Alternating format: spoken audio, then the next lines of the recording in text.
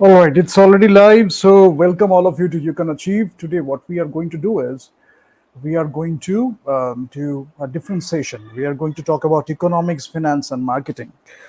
Why are we doing a separate session on that? Just before that, let me check this once. Why we are talking about economics, finance, and marketing? Why should not we talk about economics, finance, and marketing? That is the question you should ask. So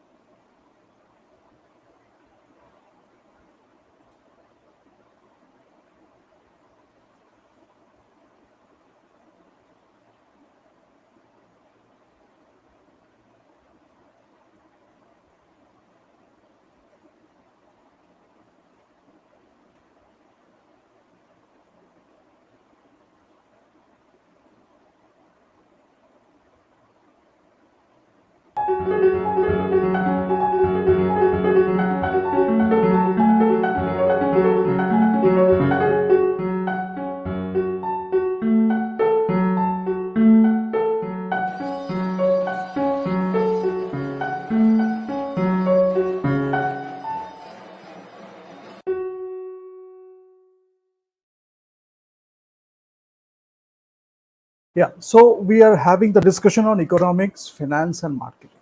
Now, let me tell you, economics is everywhere. I talked about the balanced scorecard when you are looking at the four aspects. Economics, when we talk about economics, microeconomics, macroeconomics, there are applied economists, there are macroeconomists, and you can switch from one thing to other if you have a good understanding of economics. So you can do that. But so far, whatever we have discussed,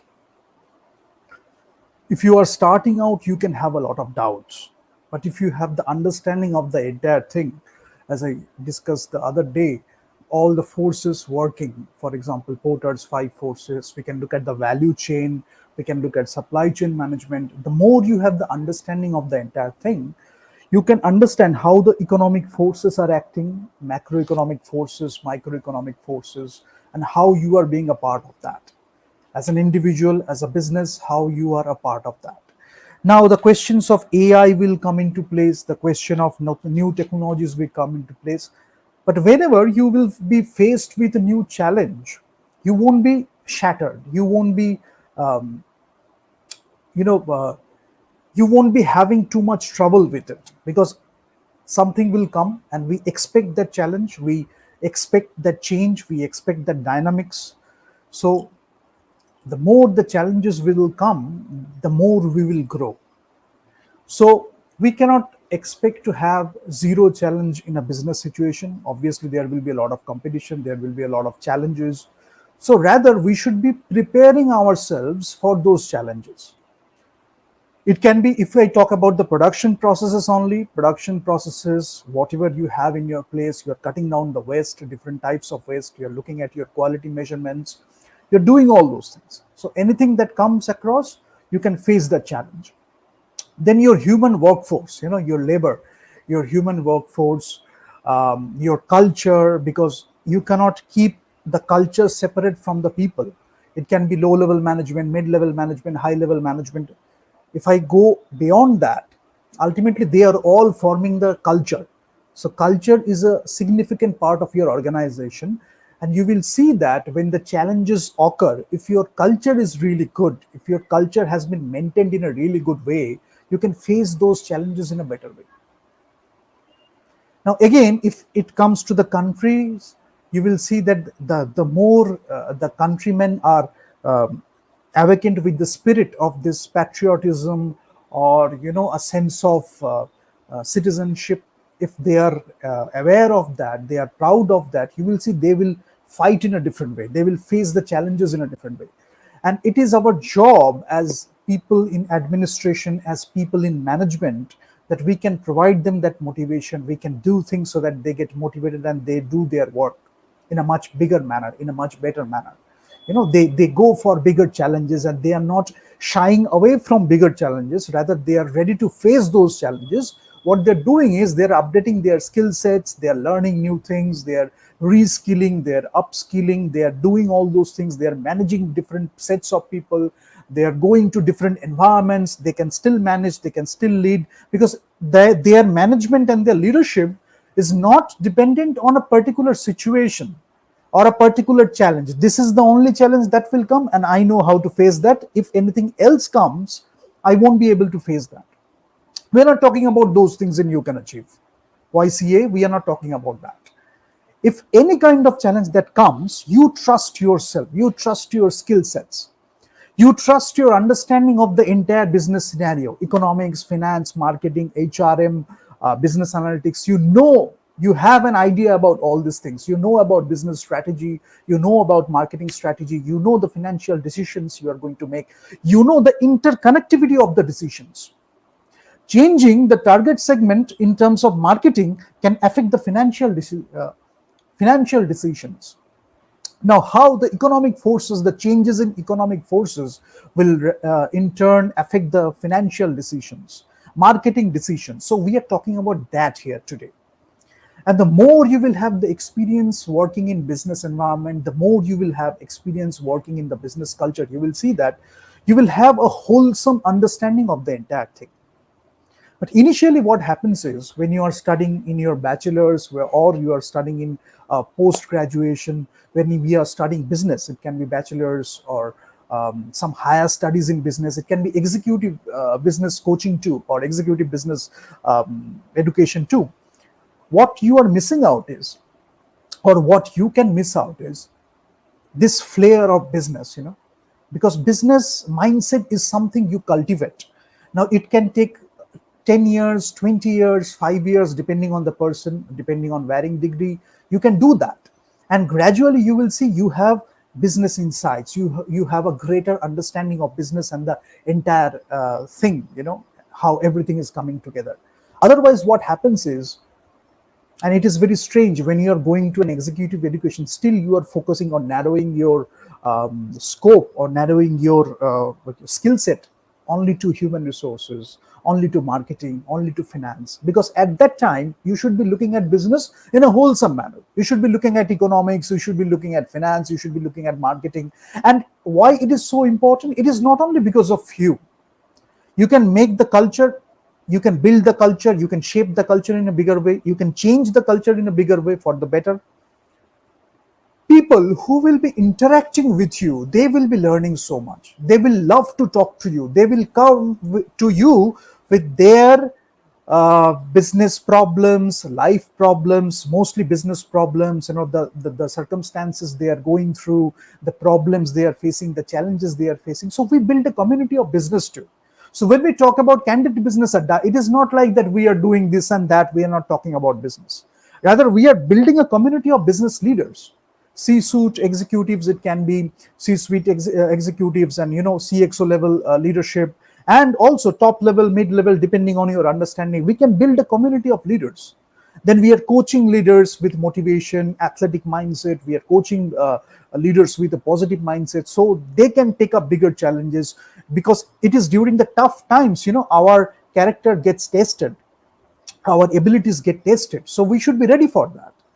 And learning a new skill or learning something new is never a bad thing. Today, maybe you are learning it for the sake of learning because you want to learn that, and you are learning that you should celebrate that thing, and you should give yourself a pat on the back because you took your time out, and rather than wasting it in something useless, you invested in yourself and you learned something. It can be anything. Suppose you are specializing in marketing, but you have a knack for human resources. So whenever you are getting time, you are learning about people, you are learning about organizational culture, you are learning about organization transformation, organizational development. You are learning about all those things because you really want to work for that business, not for a payroll, not for a salary. Rather, you really want to contribute. Now, it can be in the public administration, it can be in the corporate culture, whatever you can do. The mindset, I'm talking about the mindset. In India, still people have this mindset that when you are going for public administration, when you are working for the government, you can be lazy, you can skip the work, you cannot come on time, you can do all those things, lazy stuff. But when you are in a corporate culture, you are doing it in a more proactive manner, or you are managing yourself in a better way. But there are still people who are not doing the work. They are believing their managers will do the work for themselves. There are people like that too. So it is also depending on the culture, different leadership styles, depending on different situations. Suppose you don't like to work in that field, maybe you can talk to the HR manager, you can talk to the people, your senior managers, so that they can do the training for you. They can shift you to another departments, or you can switch to another company by yourself. You can do all those things. But when I'm talking about economics, finance, and marketing for today's session, I'm talking it in terms of very high level leadership, strategic leadership, high level leadership, and also for people who are actually teaching in business institutions, the top business institutions, because you can relate to it. You can come from marketing, you can come from HRM, you can come from productions and operations management, and you can relate to it. So taking that responsibility, it is giving you a lot of opportunity to grow and learn yourself. You are teaching people, students, aspiring students who can be great leaders tomorrow. You are teaching them, and by doing that, and also for your leisure, for the time you are getting for yourself, during that time, you are enjoying that as an investment in yourself, right? So you're valuing time. So, I talked about the time management matrix. I talked about how you are prioritizing things. You are investing in yourself. And if you do that, you can do the work in a better way. You can teach people in a better way. Even more important, when the problem comes, when the problems come, when the challenges come, you will be better equipped to take a better decision. And what else do we need in these situations? You should take up leadership very early in your life. I too will suggest that you should take up leadership very early in your life, because initially you will face a lot of friction. Initially you will face a lot of challenges, but those challenges are meant for something good. They are making you stronger. They are helping you to grow. You can grow professionally. You can grow your leadership and management skills. So age, again, coming to the Indian context, I can tell you the situation in this culture is like that. When you are too young, you cannot take up leadership challenges. Many people think that. But since I understand the value of it, I can again and again, I can tell you, no one else will tell you to be a leader. The situation will occur and you will come across as a leader. You will take the decisions, you will take the steps, and you will show your leadership style. Just not for the sake of being a leader. There are people like that too. They are trying to be leaders, they are trying to be managers. The problem is there. You can show a path. You can give your knowledge, you can give your wisdom, you can give your opinion if needed, or thoughts. You can give your suggestions, you can give your points of view, and then you can build a consensus. You can discuss among yourself, and you are learning from each other. Then you can come to a decision together. These things we can do very early in your life. How will you do that? Suppose you are going for a community of poetry, or you are going for a community of sports. You are emerging as a leader. Nobody is telling you to, but suddenly the situation is occurring, the different situations, different circumstances, and people are seeing that you have the leadership element. Sometimes they can explicitly mention that. A coach can tell you that you have the leadership potential, you should work on it. If you have it, you should be grateful. You should be really very opportunate that you got that opportunity. You should be very lucky for that. Otherwise, you can build the leadership skills, learning from the books, doing the things, practicing it yourself. The best way to do that, when you're actually facing the challenges and you're learning from that too, then you can go back and forth, reading books. You are developing the positive psychology, you are developing the resilience, you are developing the leadership rigor, the leadership grit. Then you are learning how to manage people, how to understand people, how to get your work done. You're learning all those things. And those skill sets are never obsolete. Today you might not need it, tomorrow you will be needing it. But I cannot say that today you won't be needing it, because when you are working on your personal leadership, so you are working on yourself. So when you are working on your personal leadership, there is an overlap. You will use a lot of these skills. So these are never stale or obsolete. That's why learning is never a bad thing. When you know how the economic forces are working, how the finance is working, how the marketing is working, how the human resources, these things are working, you can take better decisions. And if you have a knack for business, apart from the business acumen, if you have a knack for leadership and management, if you have a knack for business, maybe you are specializing in one aspect, marketing, finance, HRM, or whatever be the thing, productions and operations, but you will be curious about the other things too. So often, whenever you are getting time, you're learning about productions and management. You're learning about the evolution, the technological evolution, how things became this from that, and what was the reason, what were the forces at that time, because you can learn from that too. You know, then building the culture, training your people, designing the training for different levels of management, then looking at finance, your revenue model, your cost model, your cash flow, your profit and loss, your break even, whatever you want to look at. But these things, mostly I will say the cost benefit analysis, revenue model and cost model. What is going to be your revenue stream if you are going for that business or going for that idea? What will be your business like revenue stream, revenue model, how you are thinking about that revenue model? Because many people will straight away go for that revenue model, because if I don't see the money, I am not going to invest in that. Many people will talk about that. So when you are going for visionary ideas, initially many people will reject you for that, but you have to stick to your decisions, right? So cost model, what is the cost and what will be the profit, your projected profit, your projected demand. You can do your projected revenue, you can do all those things. Then you can compare with the actual revenue or profit or demand, and you can see the discrepancy, you can see the gap, and you can work on that. And sometimes we miss out the basic management principles. That's why the next session will be on. I was planning that a week ago, and I was thinking that we need to talk about management process and principles too. Because often we talk about human resources, marketing, finance, everything together, economical forces, economics. We talk about the society, purchasing power parity. We talk about the GDP. We talk about all those things. But often we tend to miss out the basic management principles. For example, I can take up something from Peter Drucker or other, or Jack Welch or other great business people, and we can talk about all those things. But we can talk about Fayol, Taylor, Gilbreth, and other people too, the basic management principles. And what was the reason? Different types of employees. We will talk about that too. So the next session we are talking about that. Different management processes, management theory jungle. There is a thing called management theory jungle, where you have a lot of theories. Different people are looking at the management literature in different ways, and they are contributing to the business literature. So many people contribute to the business literature. In fact, different leaders at different points of time, they contributed to it.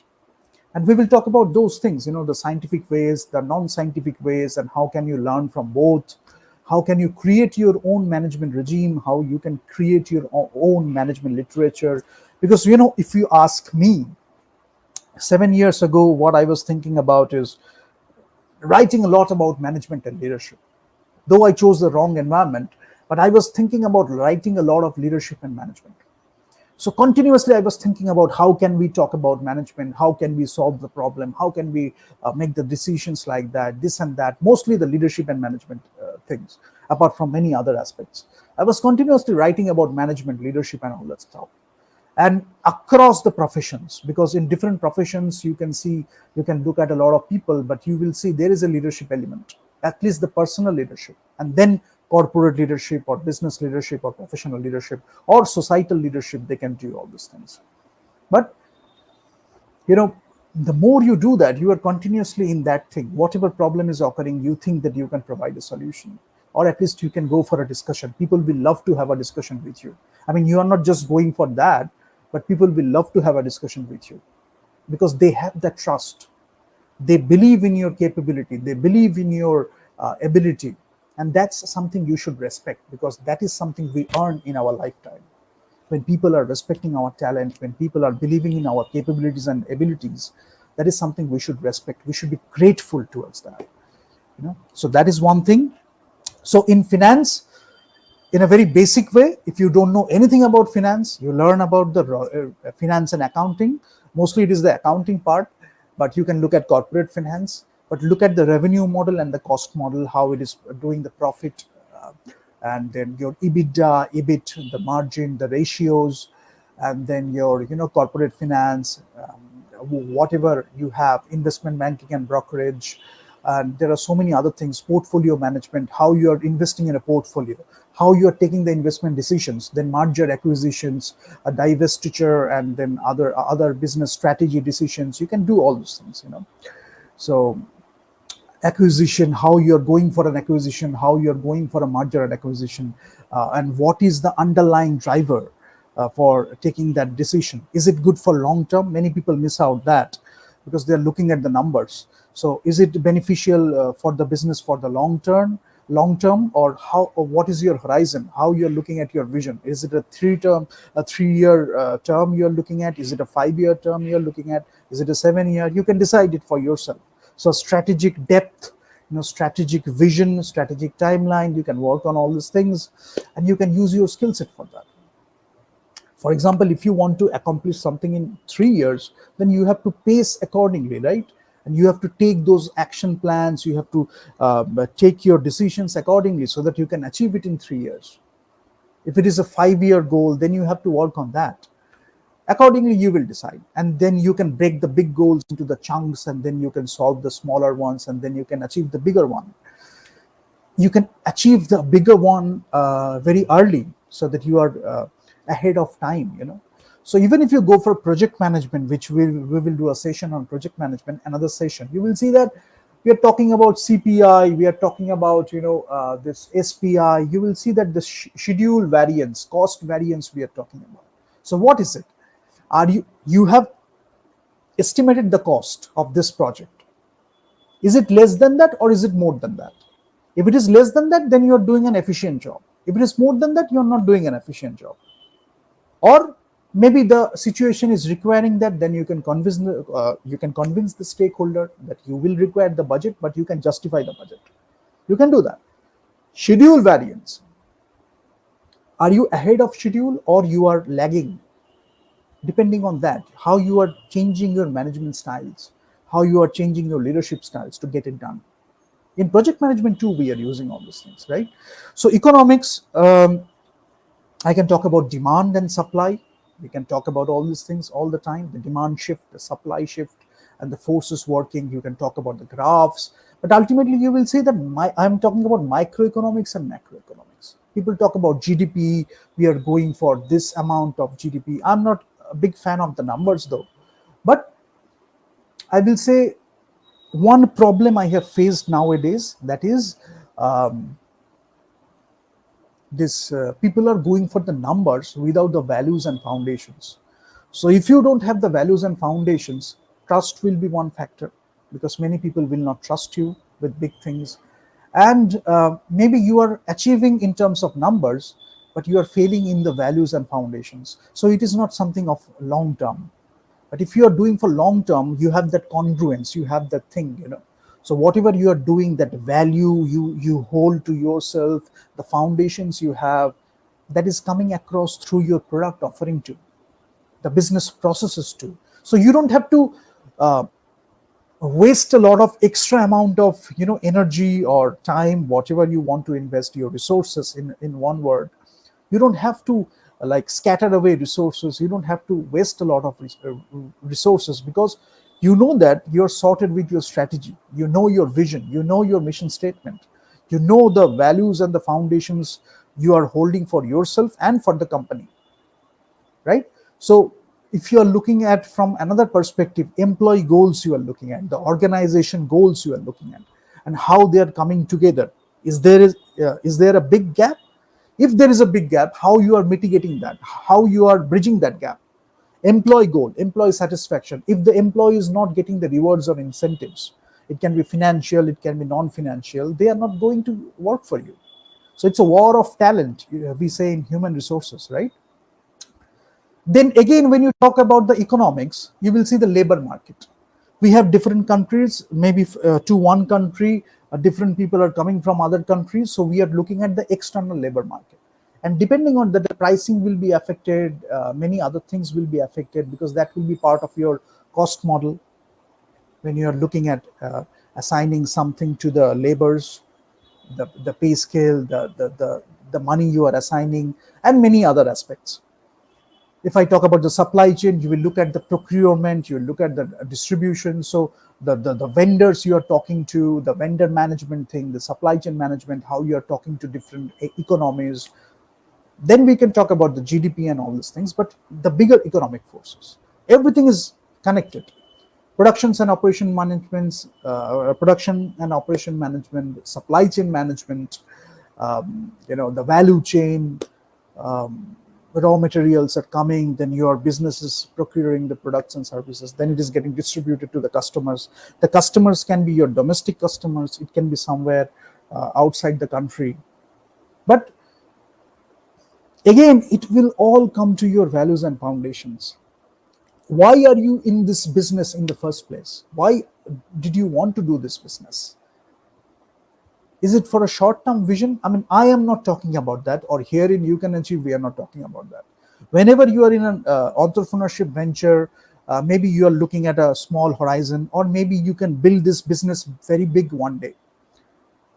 Whatever be the thing, in You Can Achieve, we are talking about, businesses having a bigger horizon, bigger vision, a strategic, timeline. So,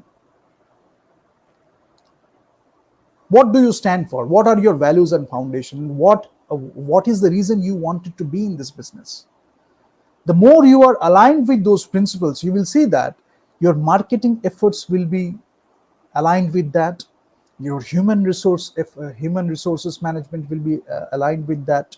The trainings, the designs, the trainings, the management programs you are designing, they are aligned to that. The production processes you are doing, you are making it lean, you are cutting down the waste, that is also sticking to your values and foundations, because everything is connected together. The way you are dealing with the customers, the way you are dealing with the vendors, upstream and downstream, everything else is driven by that relationship you are having with your stakeholders and the values and foundations you hold on to. So that is the kind of business we are talking about. In terms of marketing, what we can look at, the target segments. Suppose you haven't ventured into that target, ventured into that, what I can say, that particular target segment, So you're going for that, a different TG, a different target segment. So you are doing your segmentation, targeting, and positioning. And when you are looking for other marketing efforts, like for example, we can talk about the 4 Ps and the 7 Ps. You're doing a lot of pricing, you're doing a lot of, promotions. So again, coming back to the Indian context, many people are focusing on the promotion only, the promotional context. And when they are talking about the price, it is a perceived worth. The product or the offering is not having that worth that they should go for that pricing. So there is a mismatch too. In some situation, in some products and offerings, you will see that the product I am buying, whatever I am paying, am I getting the worth? Am I getting the value? So in many aspects, you will see that the value is very fabricated. So that is a perceived worth. Actually, you are not feeling anything good that you have spent and you are getting something out of it. So that there is a distorted sense of worth, and many people are propagating that to the culture. Again, the celebs and fans and all these things. But the thing we are talking about is, when you are pricing something, you know the worth, and that is the real worth, and very close to the real worth. If it is not there yet, it is very close to the real worth. So whatever pricing you are doing, people are happy to spend that because they are getting value from that. Right? It can be a high price premium product, but people know that whenever they are using that, they are associating with the brand, they are associating with the pricing for a reason. They are getting value out of it. Right? There are different brands I can talk about, but you can understand people do that. So pricing will be for marketing and target segments. If I talk about supply chain and productions and operations management, you will see that this procurement, distribution, and this value chain we can talk about cutting down the waste, making it lean, the the process, how you are using AI and new technologies. That is a big concern because many people think many people will lose their jobs because of AI. It will replace the workforce. And there is another way which I prefer, and I can mostly I talk about that only. When you're using AI in a creative way, or how to manage AI, how to use AI, maybe you're cutting down some employees too. But you know the business values and foundation, you know what your business requires, and you know that AI cannot replace these things, because these things we have to take care of. So maybe high level management, strategic leadership is taking care of that. Mid level management is working on that. Some low level management people are working on that. Gradually, they are coming to the mid level management. So you are thinking about all these things too. But maybe there is a lot of work that can be done by machines and algorithms. So you are using machines and algorithms and computation there. Maybe you are using AI to enhance the processes. You can do that. So you are not replacing the workforce entirely. Rather, you know strategically how to use AI to help your business, how to increase your productivity, how to increase your efficiency. So you are using your AI or advanced business tools you have, the recent advancements of science and tech, you are using that to help your business. And the employees are getting satisfied too, because they are using that tool, they are going for a training, and they are getting value from that training too. They know when they are using this AI, one thing, they will be able to able to do the job in a better way. The second thing is they are learning something new. So that is a culture you are creating, knowledge sharing culture. A culture where people are sharing stuff, they are learning new stuff, a learning culture you are creating. And in the social circles, when they are coming, they are talking about AI, they are talking about the advancement of technologies. So in many ways, people are satisfied using that technology. And also many people are talking about the productivity or the efficiency they achieved using that advanced technology. We can go for that scenario, and we can balance things, and we can go for that thing. Suppose we want to transform that culture, we can look at the metric and we can take the decisions accordingly. Last day we discussed that. That is one thing. And yeah, I mean, that is more like it. This incentives and rewards I talked about. But this session was mainly for people who occasionally want to come to a discussion regarding economy, finance, and marketing. But this worth, I can tell you, this is a concern. Maybe I will do a podcast with the publishing industry, or maybe with some other people who are doing the performance arts. Sometimes they are doing a performance art event, and they are pricing something, but the pricing is such that people are going away from that. But you should give a great performance value, and then you can price it, and people will see the worth, and they will come to the performance again and again. Right? So these things we will talk about then. But target segments, that is an important situation nowadays. If you are doing a great thing, you can take it to a different target segment. Maybe you have been catering to the wrong target segment for all this time. Then you can change the decision, and you can actually target the right kind of audience. And then you can go from that, and you can go for the secondary target audience, and you can do your segmentation, targeting, positioning. So you can look at marketing from those perspectives. And there are so many other things I left out for today's discussion. Finance, if you are specializing in finance, so many things you can do. Economics, you learn about economics. But when you are looking at business, I think economics, finance, and marketing, you should look at these things in a holistic way, together. Then you may be specializing in one aspect, but you can contribute to the other thing too. You may be knowing about economics, but you can contribute to marketing. You can sit for a discussion, and people will love to have the discussion with you. So economics, finance, marketing, human resources, everything is coming together, because ultimately that is how we are doing the business, and we cannot ignore that. If you are ignoring a part of the business. And if you enhance that thing, it can add a lot of value to your business. So how it is adding value to your business in different ways, strategize that. You will understand how you can do things in a different way, right? Without compromising the product offering. Definitely, that is very important, because if you are compromising in the basic thing, then your values and foundations should be checked. That is one thing. But again, microeconomics, we are talking about the households and um, the micro level economics. Macroeconomics, we are talking about GDP, GNP, um, uh, all these things, the equations I talked about. So this is a session where I brought everything together. Now gradually we will have discussions on management principles and management processes, management styles, management theories. We will have discussions on business strategy. We will have discussions on maybe a bit of project management, but you can relate to everything, you know right? So yeah, I mean, that is a good way to end the session today. It is a short one, but it is uh, like a good introspection, I would say, or a thing you can come to look at the holistic aspect of it. Thank you so much for being with me.